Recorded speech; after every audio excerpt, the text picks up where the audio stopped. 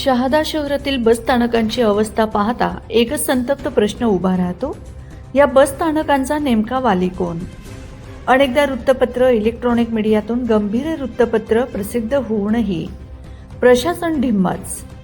परिस्थिती जैसे थेच असून प्रवाशांचे हाल मात्र दिवसेंदिवस वाढत आहेत. बसस्थानक परिसरात खड्डेमय रस्ते, पावसाळ्यात चिखल आणि उन्हाळ्यात धुळीचे लोट, सर्वत्र घाणीचे साम्राज्य, कचऱ्याचे ढीग, स्वच्छतेचा पूर्ण बोजवारा उडालेला आहे. कडक उन्हात प्रवाशांसाठी पिण्याच्या पाण्याची साधी व्यवस्थाही नाही, ही बाब अत्यंत लाजिरवाणी आहे. सुरक्षेच्या नावाने फक्त बोंब. टवाळखोरांचा हैदोस सुरू असून महिलांमध्ये भीतीचं वातावरण आहे. सीसीटीव्ही कॅमेऱ्यांचा अभाव, सुरक्षा रक्षकांचा पत्ता नाही. मोटरसायकल धारक प्रवाशांसाठी पार्किंगची कोणतीही सोय नसल्याने वाहनांची अस्ताव्यस्त गर्दी, वादविवाद आणि अपघातांचा धोका वाढला आहे.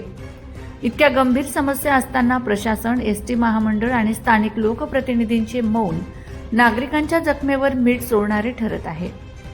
प्रवाशांचे प्रश्न मांडणारे वृत्ते केवळ कागदावरच का अडकतात? जबाबदारी निश्चित करून तात्काळ सुधारणा कधी होणार? नागरिक आता विचारत आहेत.